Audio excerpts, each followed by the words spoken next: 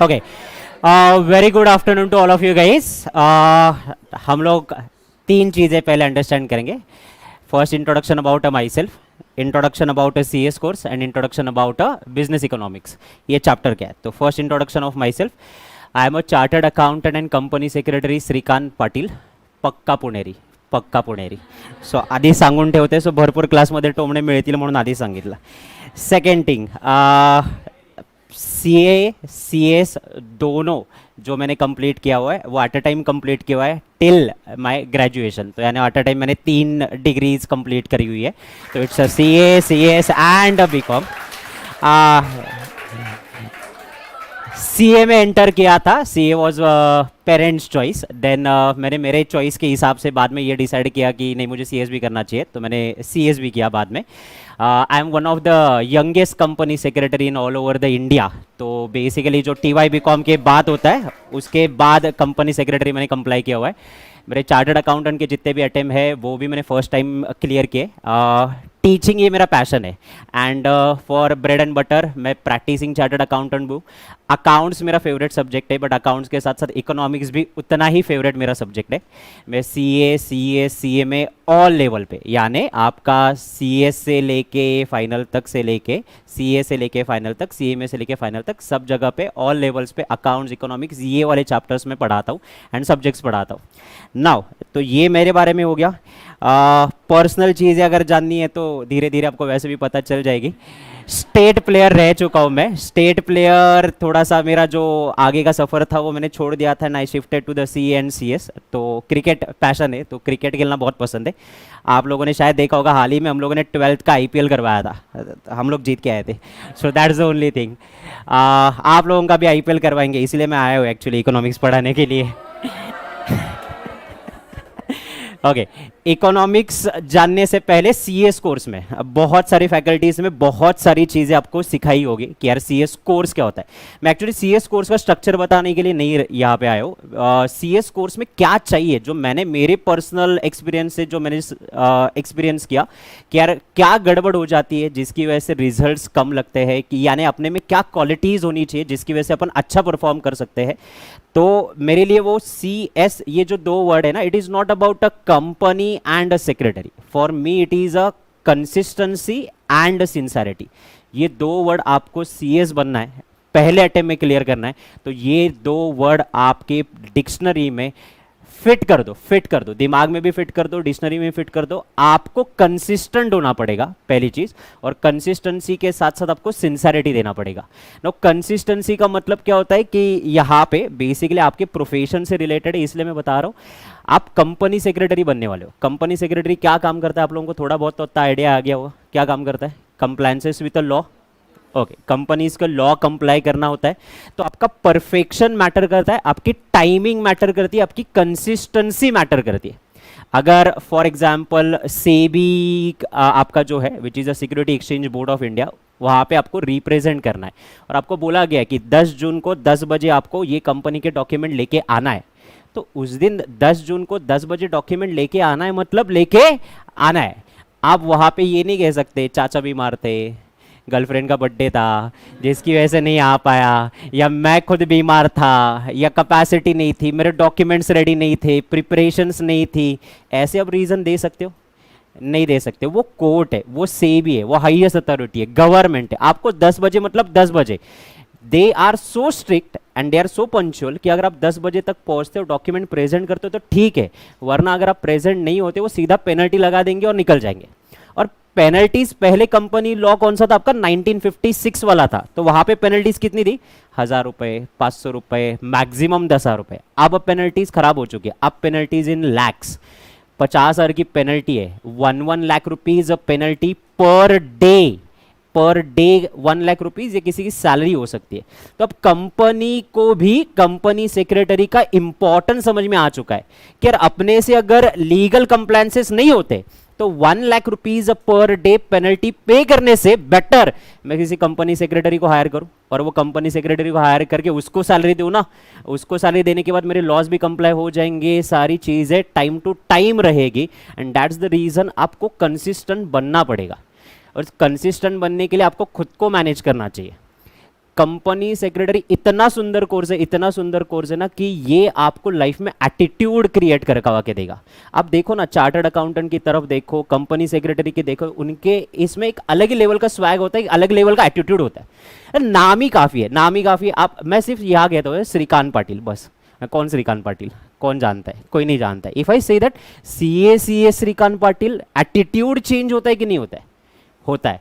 तो आपके पेरेंट्स ने आपको सुंदर सा नाम दिया हुआ है, अब वो नाम के पीछे 2 डिग्री लगाने का काम किसका है?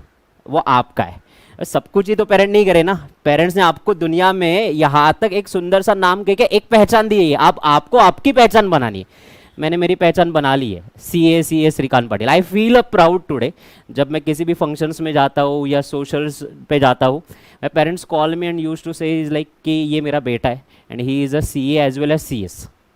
तो उनके चेहरे पे जो स्माइल आता है ना कि यार, वो मेरे हिसाब से मैं करोड़ों रुपए उनको कमा के दूँ, तीर्थ यात्रा पे भेजूँ, यूरोप टूर पे भेजूँ, वो खुशी या वो स्माइल वो कभी नहीं रह सकता। सो दैट्स द रीज़न कि ये इंपॉर्टेंट है। ये 2 वर्ड्स बहुत मैटर करते हैं। मैं तो बोलता हूँ ये पूरी दुनिया है। और ये कोर्स इतना सुंदर क्यों है? क्योंकि ये लाइफ में आपको ना एटीट्यूड देता है कि नेवर गिव अप, लड़ते रहो, देन कंसिस्टेंसी बनाए रखो, डिसिप्लिन रखो। जिस लेवल पे फिलहाल के लिए तुम हो ना, उस लेवल पे मैं भी था, अनऑर्गेनाइज, अनडिसिप्लिन, देखेंगे करेंगे, झुकेगा नहीं मैं साला, एंड ऑल दैट। ये सारे एटीट्यूड मेरे में भी तब भी थे। I am not a studious person, मैं कभी नहीं बोला। हाँ, बट जैसे जैसे ये कोर्स में आया, मुझ में वो समझ में आया कि यार डोंकी वर्क नहीं करना चाहिए, स्मार्ट वर्क करना चाहिए। यहाँ पे ये प्रोफेशनल कोर्सेज है, तो यहाँ पे 11th-12th वाला एटीट्यूड नहीं चलेगा। यहाँ पे कंसिस्टेंसी चाहिए। जो कंसिस्टेंटली परफॉर्म करेगा, हार्ड वर्कली परफॉर्म करेगा, वो आगे जाके कॉम्पिटिशन में पार करेगा, कंपटीशन में मेंटेन रहेगा। अगर आपको सक्सेस पाना है तो ये कोर्स में मैं जेन्युइनली बताता कि सुंदर कोर्स क्यों है। आपको आपका अटेम आ रहा है, फॉर एग्जांपल आपके जुलाई में अटेम है या आपकी नवंबर अटेम है, तो you should plan your self. मेरे पास कितने सब्जेक्ट है, मुझे कहाँ से पढ़ना है, कितने दिन पढ़ने के लिए लगेंगे, कितने MCQ सॉल्व करने हैं, मुझे कितना समझा है, कौन सा स्ट्रॉन्ग पॉइंट है मेरा, कौन से चैप्टर स्ट्रॉन्ग है, कौन से सब्जेक्ट स्ट्रॉन्ग है, ये आप प्लान करते हो। अब सिंपल सा सवाल मैं आपसे पूछता हूं कि अगर आप आपकी खुद की प्लानिंग नहीं कर सकते, अगर आप खुद की प्लानिंग नहीं कर सकते, आप किसी कंपनी की प्लानिंग कर सकते हो? नहीं। तो ये कोर्स क्या सिखाता है? आज जो व्यक्ति खुद को मैनेज कर सकता है ना, वो कंपनी को वैसे भी मैनेज कर देगा। तो दे नॉट गोइंग टू जज एंड चेक योर नॉलेज, वो यही चेक करेंगे बेसिकली कि आप कंसिस्टेंट कितना हो, आप सिंसियर कितना हो, आप हार्डवर्किंग कितना हो, आप खुद को संभाल सकते हो क्या। कॉम्प्लिकेटेड सिचुएशन आने के बाद जो गिव अप वाला एटीट्यूड है ना, वो यहाँ पे नहीं चाहिए। डटे रहे, लड़ेंगे, अप्स एंड डाउन्स होते रहते हैं, सबके लाइफ में आता है, बट वो मैनेज करके वहां से निकल जाना, दैट्स द मोस्ट इंपॉर्टेंट। ये आपको है। अब कंपनी सेक्रेटरी में आपको तो कंपनी संभालनी, करोड़ों की कंपनी है, वो आपके भरोसे छोड़ रहे, तो ऐसे ही छोड़ेंगे क्या? नहीं। दूसरी इंपॉर्टेंट, फ्यूचर तो वैसे भी ब्राइट है। Law of demand and law of supply economics से रिलेटेड है। लॉ ऑफ सप्लाई, जिस चीज़ की आपकी सप्लाई कम होती है उसकी मार्केट में वैल्यू हमेशा ज़्यादा होती है। ऑल ओवर द इंडिया कितनी कंपनीज है पता है तुम लोगों को? प्राइवेट पब्लिक मिला के 7,50,000 companies are over there. Company secretary कितने? 60,000 से लेके 70,000। तो मार्केट में सप्लाई बहुत ही ज़्यादा कम है, आपके लिए डिमांड बहुत ज़्यादा है, and they are ready to buy. पहला स्टेप है आपका CET वाला। पहले फाउंडेशन होता था, मैं तब से पढ़ा रहा हूँ, तब फाउंडेशन को उन्होंने कन्वर्ट करके CET में लाया। नाउ पहला स्टेप सबसे ज़्यादा इंपॉर्टेंट होता है, क्योंकि पहले स्टेप में अगर आपको सक्सेस मिल जाती है ना, तो थोड़ा सा मोटिवेशन भी आता है, वो पैशन भी बनता है, और आपके गोल्स बनना चालू होते हैं। तो first step is most important one. और जब भी आप इंटरव्यूज़ के लिए वगैरह जाओगे, तभी भी सबसे पहले आपका दिखने वाला है what? CET marksheet, then executive, then professional. तो ये पहले वाले स्टेप्स में ना बहुत सारे लोग, एग्जाम का पैटर्न तो आपको पता ही है, 200 मार्क की आपकी एग्जाम है, MCQ बेस है, ऑनलाइन एग्जाम आपका होगा। Now don't take it casually, take it as an opportunity. Opportunity कैसे? कुछ लोग होते हैं कि एकदम बैकवर्ड चले जाते हैं, backward in the sense that MCQ है ना, कर लेंगे, पढ़ लेंगे, देख लेंगे। डोंट डू दैट, वो गलती मैंने की थी, आप मत करो। आप उसको टेक एज एन अपॉर्चुनिटी। अगर आप 200 में से अच्छा स्कोर लेके आते हो, 160, 170, 180, तो that gives a first impression, very good impression. आप जहां पे इंटरव्यूज के लिए भी जाओगे, कहीं आउटसाइड भी जाओगे, आप पहली मार्क लिस्ट जब प्रेजेंट करोगे, 200 में से 180, 175, that gives a first impression. First impression is the best impression है कि लास्ट इंप्रेशन है ये, बस बाकी कुछ बोलने की जरूरत है ही नहीं ना। वो सीधा ये पूछेगा भाई पगार लेगा कितना। और यही अगर मैं कहता हूँ मेरे को 100 मार्क आए, 101 मार्क आए, 110 मार्क आए, 120 मार्क आए, वो नहीं पूछेगा पगार कितनी लेगा, 35,000 में काम करेगा। आप हाँ बोलोगे, नहीं 30 ही दूंगा, करेगा। आप क्या बोले, हाँ 30, नहीं 25 दूंगा, करेगा ना। वो तो खेल है ना, वो सारा पावर का है। अगर आपको पावर चाहिए ना तो ये 3 साल मेहनत करो, आगे के 30 साल सुंदर जाएंगे आपके। अगर आपको ये 3 साल एंजॉय करने ना, तैयारी रखो, माइंडसेट रखो, 30 साल काम करना पड़ेगा। नाउ मैंने मेरे 5 साल बहुत बेस्ट दिए, now I am enjoying, classes लेता हूँ, उसके बाद जो करना है मैं कर सकता हूँ। माई हैड चॉइस, फ्रीडम, कि मैंने तब हार्डवर्क किया। अब मैं 40 साल आराम से जा सकता हूँ, मेरे को ना फाइनेंशियल का टेंशन है ना किसी और चीज़ का टेंशन है, ना ऑल दिस। नाउ ये चीज़ इंपॉर्टेंट है। ये सारी चीज़ें बताने के लिए मेरे टाइम पे मेरे को कोई नहीं था। और मेरी गलती क्या हुई थी, मैं जब सीएस में आया था तब सीएस में फाउंडेशन लेवल पे भी रैंकिंग थी, रैंकिंग है ना, ऑल ओवर इंडिया रैंकिंग थी। अब मैं भी आपके जैसे ही था, non studious, unorganise, discipline and all that. मौके को पहचाना नहीं मैंने, मैं पास हो गया, अच्छे मार्क्स से पास है। 400 मार्क का एग्जाम होता था तब हमारे यहाँ पे, और उसमें से मेरे को 325 मार्क आए थे, तो पास हो गया था। बट उसके बाद मुझे रियलाइज हुआ कि मेरे जो दोस्त थे ना या आजू बाजू में लोग थे ना, उनकी ऑल इंडिया रैंकिंग आई थी। And I then started feel that कि यार ऑल इंडिया रैंकिंग जो है ये बहुत ज़्यादा मैटर करता है। अरे ये गली का रैंकिंग या क्लास का रैंकिंग नहीं है, पुणे का रैंकिंग नहीं है, महाराष्ट्र का रैंकिंग नहीं है, ये ऑल इंडिया रैंकिंग है। एंड ये तो मौका अपन ने गवा दिया। अगर अपन 325 लेके आ सकते, थोड़ा और एफर्ट लगाते, तो मैं ऑल इंडिया रैंक भी लेके आ सकता था, मैं पेरेंट्स को तब भी खुश कर सकता था। बट वो मौका मेरे से गया, उसका गिल्ट मेरे में अभी भी है, आज तक है। मैं पढ़ाता हूँ तभी भी मेरे मन में गिल्ट है। मैंने डिसाइड किया कि मैं एग्जीक्यूटिव में रैंक लेके आऊँगा। मैंने एग्जीक्यूटिव में जी जान लगाई, जी तोड़ लगाई, पढ़ाई की, मेरे को रैंक लेके ही आनी है, बट नहीं लेके आया पाया। द रीज़न इज़ दैट यहाँ 4 सब्जेक्ट थे, वहाँ 8 सब्जेक्ट बन गए थे, सिलेबस वास्ट हो गया था, पैटर्न चेंज हो गया था, यहाँ एमसीक्यू था, वहाँ पे डिस्क्रिप्टिव प्लस एमसीक्यू का कॉम्बिनेशन था। तो वो मौका गया, तो एग्जीक्यूटिव में दोबारा मौका नहीं आया। मैंने डिसाइड किया चलो प्रोफेशनल में करते, प्रोफेशनल में जान लगाते। प्रोफेशनल में बहुत ज़्यादा जान लगाई कि मैंने बोला लास्ट अपॉर्चुनिटी। बहुत भारी फील होता है जब ऑल इंडिया रैंकिंग कहलाता है। अगर ये सीएस वर्ड से इतना कहता है तो ऑल इंडिया रैंकिंग वर्ड से कितना कहेगा। तो ये मैंने ट्राई किया था, बट तब भी रैंकिंग नहीं आई। मेरी रैंकिंग आई पुणे की 4th रैंकिंग। चलो नॉट अ वर्स, शायद मैंने वो ऑल इंडिया रैंकिंग के लिए ट्राई किया था, तब जाके पुणे की तो रैंक आई ना, 4th रैंक, तो वो सेटिस्फेक्शन है। बट मेरे में अभी भी मलाल है कि शायद अगर तब मेरे को कोई बताता ना अरे ऑल इंडिया रैंकिंग की इंपॉर्टेंस क्या होती है, मैं तोड़ देता लिटरली। बट मेरे को समझा नहीं, and that's the thing is that मैं आपके लिए वही समझाने आ रहा हूँ कि एमसीक्यू है, हंसी मजाक में पढ़ो, एकदमली चिल आउट एनवायरमेंट में प्रेशराइज लेके मत पढ़ो, बट स्कोर एंड गोल हमेशा हाई रखना। अपन ना बोलते ना 8 घंटे की पढ़ाई करेंगे तब जाके अपनी कौन सी तो 4 घंटे की पढ़ाई होती है।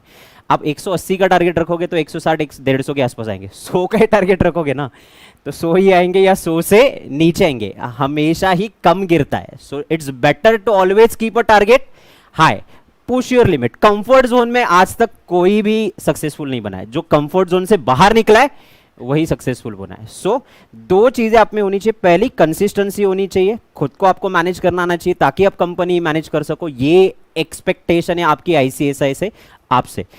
तो कंसिस्टेंसी रहना चाहिए, कंसिस्टेंसी के साथ साथ सिंसेरिटी होना चाहिए, ये बहुत ज्यादा इंपॉर्टेंट है।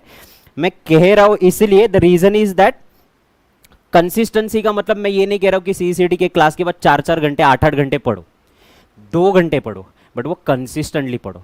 मंडे हो, ट्यूसडे हो, वेनेसडे हो, थर्सडे हो, फ्राइडे हो या संडे हो, मेरा बर्थडे हो, बाबू का बर्थडे हो, सोना का बर्थडे हो या एक्स का बर्थडे हो, डजंट मैटर। 2 घंटे मतलब 2 घंटे, और वो 2 घंटे मेरे लिए है, वो मुझे पढ़ने हैं, चाहे मैं बीमार हूं, कोई और रीजन है, मुझे वो 2 घंटे कंसिस्टेंटली देने ही देने हैं, और वो सिंसियरली देना। अब मैं 2 घंटे पढ़ रहा ना, फिर इधर इंस्टाग्राम चल रहे है, इधर नेटफ्लिक्स चल रहा है, या फिर लैपटॉप पे कुछ है, नोटिफिकेशन आ रहा है, फ्रेंड्स के फोन आ रहे हैं, बेस्ट फ्रेंड के, क्या कर रहा है, क्या पढ़ाई कर रहा है, चल घूम के आते हैं, एफसी रोड जाके आते हैं।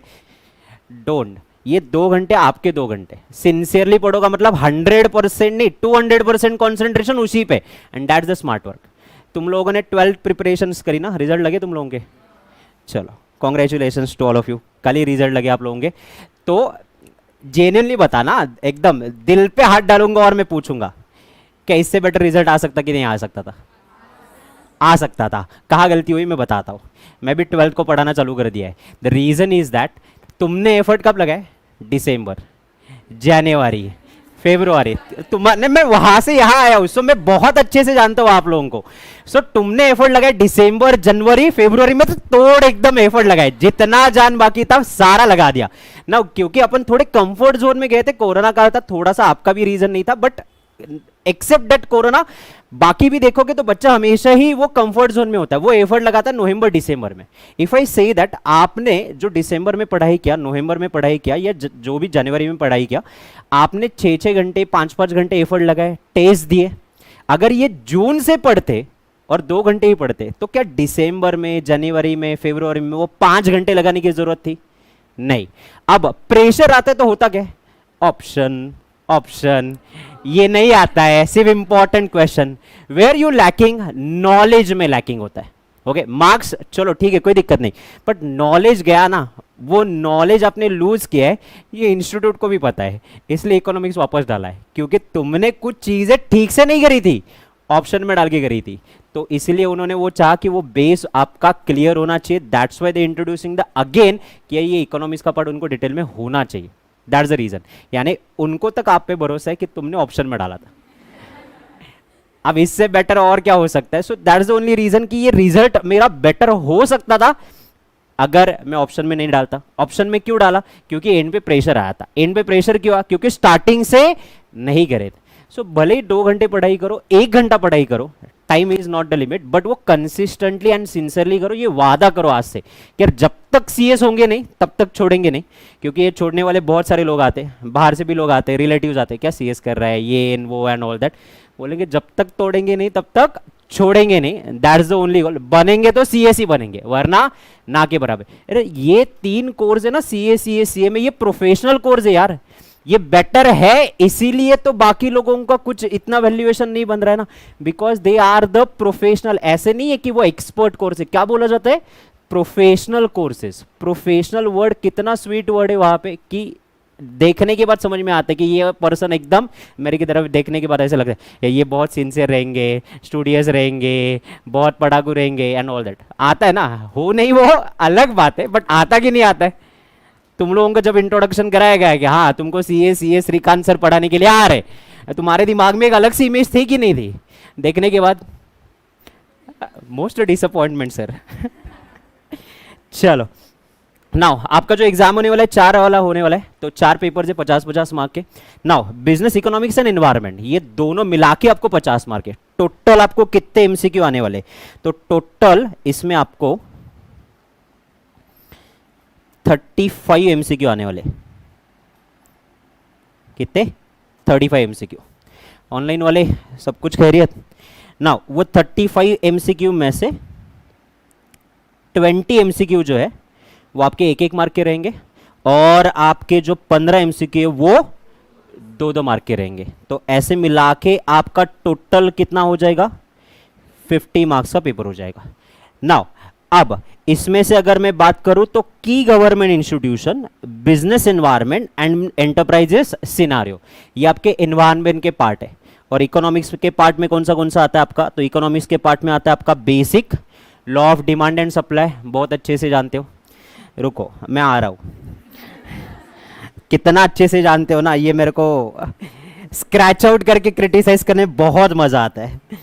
नेशनल इनकम ऑप्शन में था, ऑप्शन में था सर। हमको जिंदगी में वो कभी NIN, NDP, GDP समझा ही नहीं, हम लोगों ने ऑप्शन में डाला। ठीक है, union budget, Indian financial market and Indian economy, ये 5 चैप्टर अपने को खत्म करने हैं। ओके, ये 5 चैप्टर में बेसिकली कैसे कैसे क्लासेस होने वाली है, कैसे पढ़ाने वाले, ये आपका इंस्टीट्यूट का मॉड्यूल है। तो this will be consider as a base, तो ये अपन यूज करेंगे। ओके, इसके अलावा मॉड्यूल तो अपन कवर करेंगे, इसके अलावा अगर कोई चीज इंपॉर्टेंटली कवर करनी है तो hand written notes, this is most preferable. ये मैं प्रेफर करूंगा ही करूंगा। मैं यहाँ पे आऊँगा, पढ़ाऊँगा, तुम लोग हाँ मैं सर नोट से देख लूँगा, तुम देख लेते, कब देखते वो भी मेरे को अच्छे से पता है। तो मेरे को क्लास में हैंड रिटन नोट्स मैं आपको बनवा के दे दूंगा। अब वो हैंड रिटन नोट्स बनाने का जो पैटर्न है वो अलग है। It is in completely 4 format. ये था यहाँ पे थियोरटिकल है ना। एग्जाम से पहले आपको सारा क्विकली रिवाइज करना है ना, तब कम्युनिकेशन भी रिवाइज करना है, एनवायरमेंट है, तो कहाँ टाइम है आपके पास, नहीं है ना। तो आपको पता है कि आपके पास पूरा इकोनॉमिक्स पढ़ने के लिए उतना टाइम नहीं है, तो क्या करेंगे हम लोग, अभी से चार्ट बना के रखेंगे, क्विकली रिवाइज करेंगे, तब जब भी मैराथन होगा, जब भी एग्जाम होगा, आपके जुबान पे 4 ही चीज़ें होंगी। मैं गारंटी देता हूँ, जब आपका लेक्चर खत्म होगा सारी चीज़ें आपके जुबान पे होगी। घर पे अलग से सिर्फ कभी आपका मन करा तो रिवाइज करते जाओ, बट मेरे साइड से तो कोई भी होमवर्क या घर पे प्रिपरेशन करने की नौबत नहीं आएगी। नाउ हैंड रिटन नोट्स जब भी आप बनाओगे, चलो आज तो ठीक है, बट कल आते वक्त कलरफुल पेन लेके आओ, because that is a most important. Life में ना वो नोट्स देखने के बाद पढ़ने का मन करना चाहिए, ना कि उसको फेंकने का, क्या लिखा है मेरे को खुद को नहीं समझ में आता। It should not be like that. तुम्हारी खुद की बुक देखने के बाद यू शुड अप्रिशिएट, अरे पढ़ने का मन करना चाहिए। सो दैट इज ओनली थिंग कि उसको कलरफुल बनाते, इंटरेस्टिंग बनाते। तुम लोगों की लाइफ भी तो कलरफुल है ना, इंटरेस्टिंग है ना, कि एक ही black black black black black black, कि सिर्फ ब्लैक ऐसे चल रहा है क्या, नहीं ना, विल मेक अ कलर ना। So let's make it colourful. तो हैंड रिटन नोट्स रहेंगे। एमसीक्यू मैं क्लास में करवाऊंगा, कुछ जो मुझे लग रहा है कि इंपॉर्टेंट है चैप्टर वाइज, वो मैं क्लास में करवाऊंगा। उसके अलावा कुछ एडिशनल एमसीक्यू मैं आपको दूंगा, वो एडिशनल एमसीक्यू जो है वो आपको करने एज एन रैंडमली, जब भी आपको टाइम मिलेगा चैप्टर खत्म होने के बाद। 5th इंपॉर्टेंट थिंग, जैसे चैप्टर खत्म होगा चैप्टर की टेस्ट होगी। अब जैसे चैप्टर खत्म होगा, जिस वीक में खत्म हुआ उसके अपकमिंग सैटरडे पे टेस्ट होनी ही होनी है, कंफर्म पकड़ के ही चलो, पूछो मत। मैं तो वैसे अनाउंस कर दूंगा, बट फिर भी कंफर्म पकड़ के चलो। एंड लास्ट वन, मैं इसके समरी नोट्स आपको दे दूंगा, बट ये समरी नोट्स मैं आपको एंड में दूंगा, अभी नहीं दूंगा, क्योंकि मैं अभी समरी नोट्स दे देता हूँ ना, तुम लोग सिर्फ समरी नोट्स करते हो, फिर ना मॉड्यूल खोलते हो, ना हैंड रिटन नोट्स देखते हो, ना एमसीक्यू देखते हो। Summary notes that is for the quick revision. मैं गारंटी देता हूँ ये 5 चैप्टर जितने भी है ना, आप 2 से 3 घंटे में पूरे इकोनॉमिक्स के 5 चैप्टर आप क्विकली रिवाइज कर पाओ। 2-3 घंटे भी ज़्यादा हो गए, इंक्लूडिंग एमसीक्यू पकड़ लो। तो ये पैटर्न रहेगा, मॉड्यूल को बेस पकड़ेंगे, हैंड रिटन नोट्स में बना के दे दूंगा, एमसीक्यू क्लास में करवाऊंगा, एडिशनल आपको करना है, टेस्ट भी आपको देना है, समरी नोट्स ये मेरे साइड से पेंडिंग रहेगा, ये मैं आपको प्रोवाइड करूंगा। ओके, नाउ चैप्टर पे आते हैं। नाउ चैप्टर पे basic demand and supply and market competition, ये चैप्टर में थोड़ा बाद में लूंगा। द थिंग इज दैट बहुत सारे लोग नए अभी भी आ रहे, और ये चैप्टर काफ़ी वास्ट है और बड़ा है, तो बीच में आएंगे तो उनको समझ में नहीं आएगा। आई नो दैट तुम कितना भी जोर से कह दो कि हमको लॉ ऑफ डिमांड आता है, रुको, जब मैं आऊँगा ना तब मैं बताता हूँ तुमको कि तुमको क्या आता है और क्या नहीं आता है, बहुत अच्छे से, क्योंकि मेरे को पता है कि तुमने लॉजिकली नहीं पढ़ा है और रट के पढ़ा है, और मुझे वही करना है।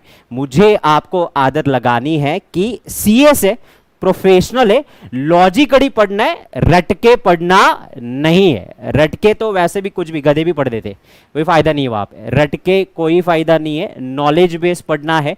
मैं आज के तारीख में भी, मैं अभी भी चैलेंज कर सकता हूँ, बट मेरे को करना नहीं है, पहला दिन है, डिमोटिवेट करके नहीं छोड़ना है। सो मुझे पता है परफेक्ट कंपटीशन कैसे, डायग्राम याद रखा था, लेस देन 1 मोर देन 1 कैसे किया था, कैलकुलेट करना तो दूर की बात, वो नोट 5 मार्क के लिए आता है, कैसे याद किया था मेरे को बहुत अच्छे से पता है, क्योंकि मैंने भी वैसे ही किया था।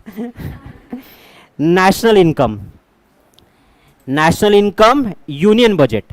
नेशनल इनकम वाला चैप्टर 99% बच्चों को ऑप्शन में था। Okay, I give you the open guarantee, open challenge all over India. यहां पे मैं चैलेंज देता हूं आप लोगों को, 5 मिनट लगेंगे मेरे को, 5 मिनट।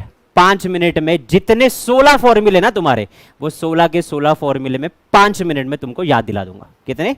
5 मिनट में, टाइमिंग लगा के, गारंटी के साथ। दूसरा बचा आपका यूनियन बजट, एकदम चिल्लर टॉपिक है, एकदम चिल्लर टॉपिक। ये तो मैं बोलता हूं क्लास का क्लास में ही खत्म करेंगे, इसको पढ़ना बेकार है, डायरेक्ट एग्जाम से एक दिन पहले रिवाइज करेंगे, बस इतना डिटेल में करेंगे। छोटा शॉर्ट एंड स्वीट चैप्टर है। Indian financial market, Indian market में, इकोनॉमी में पैसा कहाँ से आता है। I am a chartered accountant, finance का बंदा हूँ, तो but obviously one of my favourite chapter, कहाँ से पैसा आता है, क्या नहीं आता है एंड ऑल दैट। तो ये यहाँ पे डिटेल है, इंपॉर्टेंट चैप्टर है। इंडियन इकोनॉमी, ये इंपॉर्टेंट चैप्टर है। नाउ अगर मैं प्रैक्टिकल क्वेश्चन के हिसाब से देखूँ तो सेकेंड चैप्टर पे आपको प्रैक्टिकल क्वेश्चंस या प्रैक्टिकल एमसीक्यू आ सकते हैं। Then chapter number 1 chapter number 4 and chapter number 5, ये 3 चैप्टर सबसे ज़्यादा इंपॉर्टेंट है। ओके, इसमें से ज़्यादातर एमसीक्यू आएंगे, बाकी 2 चैप्टर मैनेजेबल है, वो क्लास में ही अपन आराम से खत्म करेंगे। तो 5 चैप्टर में से 2 तो खत्म हुए, आपको कितने % एफर्ट लगाना है? 60%। वो तो 100% लगाओ, बस ये क्लियर इसीलिए है। ये नोट डाउन करके रखना है तो नोट डाउन करके रखो, हाँ ना।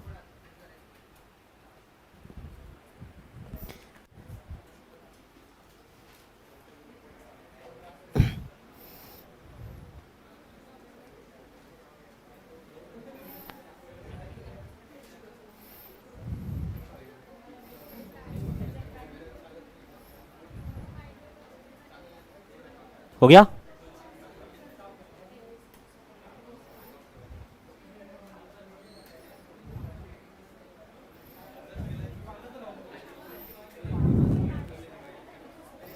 चलो, जैसे कि मैंने कहा था बहुत सारे नए लोग आने वाले हैं, अभी भी फेस टू फेस में ऐड होंगे, ऑनलाइन भी ऐड होंगे। तो will start with a small chapter, एकदम easy chapter which is nothing but what, Indian union budget. तो उस पे चलते हैं, तो इंडियन यूनियन बजट पे आ जाओ। नोटबुक है? कुछ भी नहीं करा है तुम लोगों ने? ओके, ठीक है। तो lesson number 3, Indian union budget. Now Indian union budget word को डिवाइड करते हैं। What do you mean by budget? Budget पता है आप लोगों को?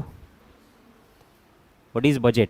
आप अपनी अपनी लैंग्वेज में बोलो, 3 इडियट की तरह। मेरे को कोई ऐसे क्लियर डेफिनेशन नहीं चाहिए। आज तुमको जो लगता है बजट, दिल में जो आता है वो बोल दो, budget loudly. What is budget? रफली एस्टिमेटेड कि मेरे पास कितने पैसे में कितना खर्चा कर सकता हूँ। तो पापा मम्मी पॉकेट मनी देते आप लोगों को, वट एवर 500,000 नहीं देते? क्या बात कर रहे, ये कंसेप्ट बंद हो गया क्या? तो क्या मिलता है फिर आपको अभी? क्रिप्टो? पॉकेट मनी के बदले में मिलता क्या फिर तुमको? कुछ भी नहीं।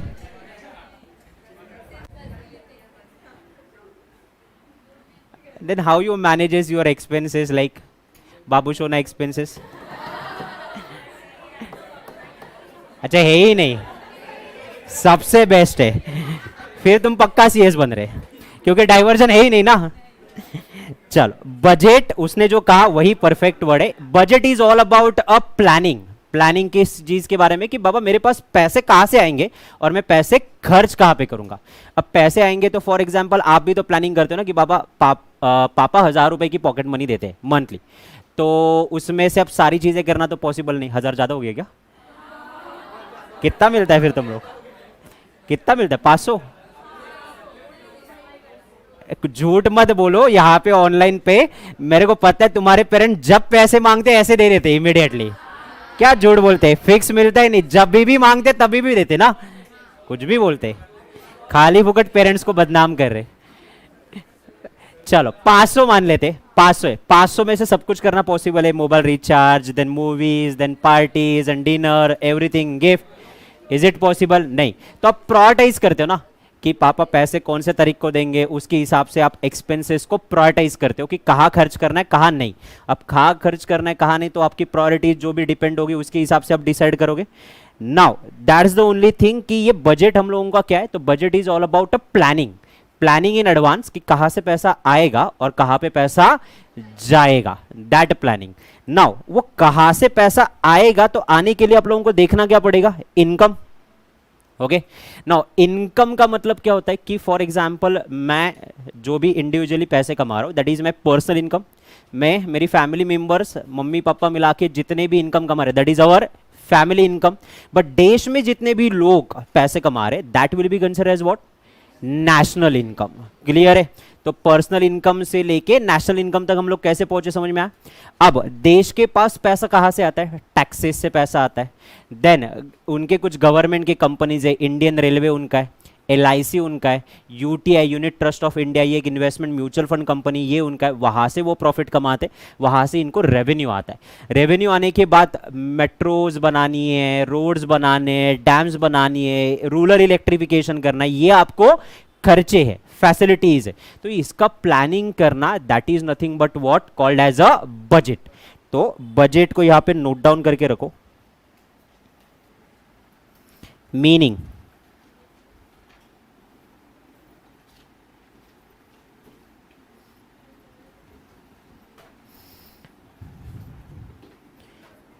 it is planning process of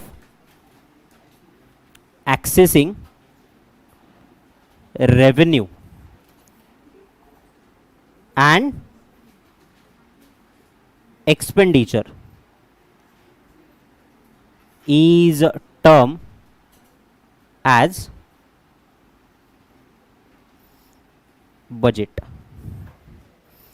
is termed as budget। Online वाले लेक्चर पसंद आ रहा है तो लाइक करो, सिर्फ देखते मत बैठो। हाँ, घर पे एकदम कंफर्ट जोन में होते, ऐसे बैठेंगे, ऐसे मोबाइल रहते हैं।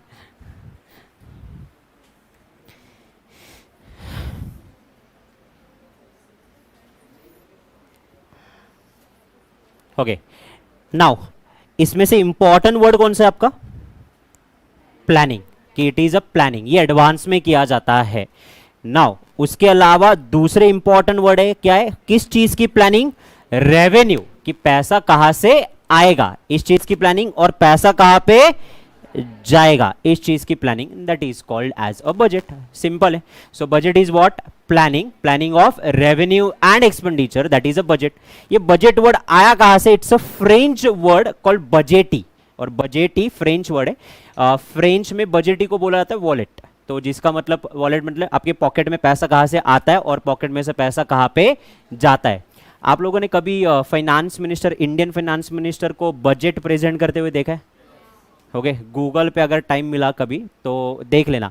ऐसे ब्राउन कलर के ब्रीफ केस में या सूटकेस में वो बजट के सारे पेपर्स लेके आते हैं एंड पार्लियामेंट में ये प्रेजेंट किया जाता है कि कहाँ से पैसे आएंगे और कहाँ पे पैसे जाएंगे। सो दैट्स द ओनली मीनिंग। इसी के नीचे लिख के रखो, budget is, it's a French word,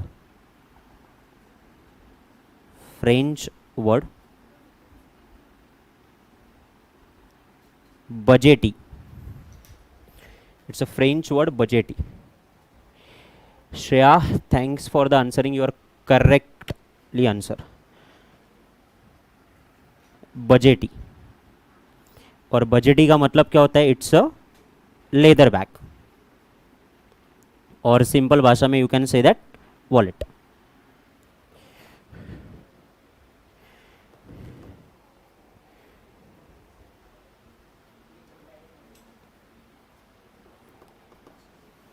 okay, now यहां तक आ गए सब लोग? नाउ ये बजट बनाता कौन है आपके हिसाब से? कौन बनाता है बजट? फाइनेंस मिनिस्टर बनाता है। Okay, more appropriate answer.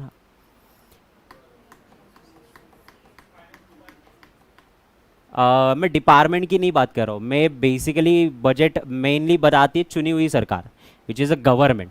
अब बीजेपी एंड कांग्रेस, ये दो सरकारें हैं।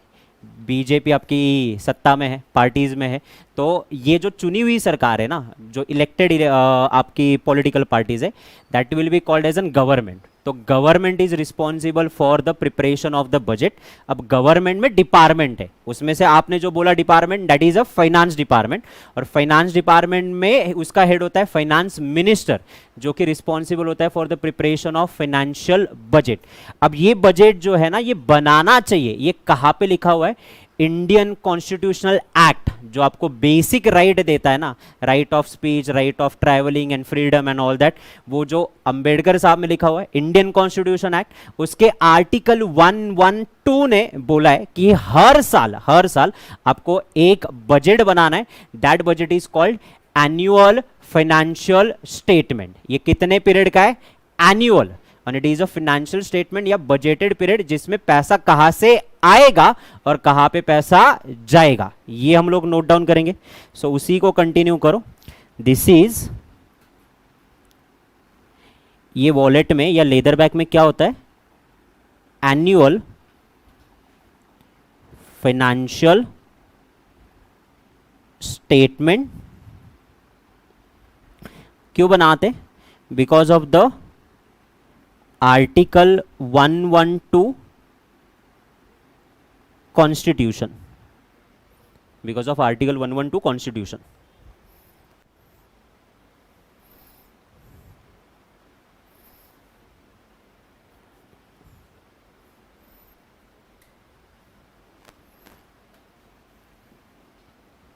डन।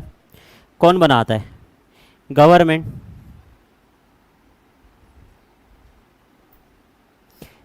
बनाने के बाद इसको प्रेजेंट कहाँ पे करता है? पार्लियामेंट्स में। बस ऐसे ही एमसीक्यू आएंगे। Then this is what? A statement of receipt and expenditure. वो तो अपन ने स्टार्टिंग में ही देखा था इनिशियल पे कि budget is all about a planning of revenue and expenditure.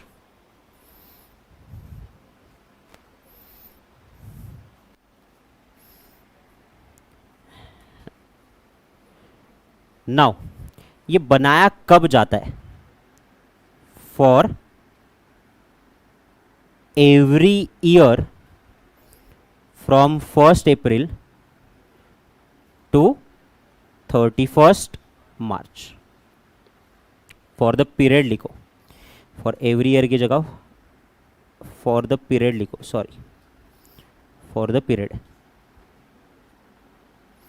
Okay, तो मैंने ऑलमोस्ट सारी चीज़ों के जवाब दे दिए। बजट बनाता कौन है? गवर्नमेंट। प्रेजेंट कहाँ पे किया जाता है? पार्लियामेंट में। इसको क्या बोला जाता है? Annual financial statement. इसमें क्या होता है? It is a statement of receipt and payment. कौन से पीरियड के लिए बनाया जाता है? 1 अप्रैल से लेके 31 March. Why 1 April to 31 March only?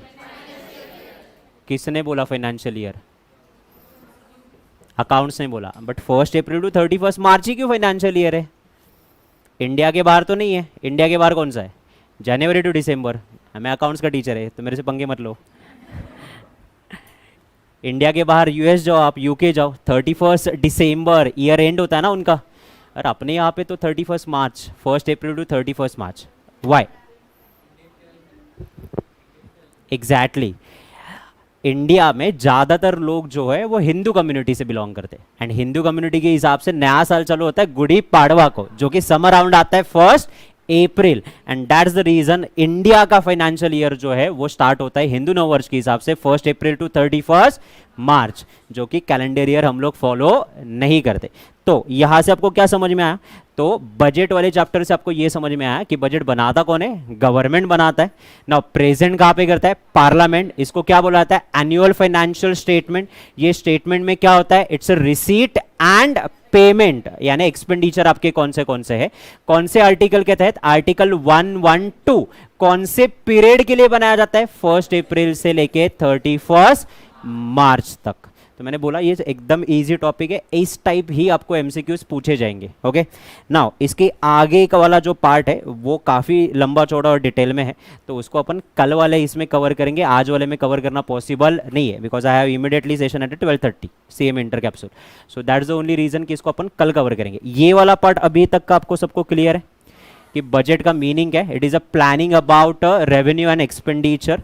Article 112 government prepare करता है, पार्लियामेंट में प्रेजेंट करता है एनुअल फाइनेंशियल स्टेटमेंट अप्रैल से लेके मार्च तक। इतना आज याद रखो। ओके, पसंद है आप लोगों को? Enjoyed it? Okay, at the end of the lecture यानी जब पूरा सिलेबस खत्म होगा you will start loving the economics. जो जो लोग हेट करते थे उनको भी ओपन चैलेंज लिखे रहा। चलो, सी यू टुमारो, बाय बाय।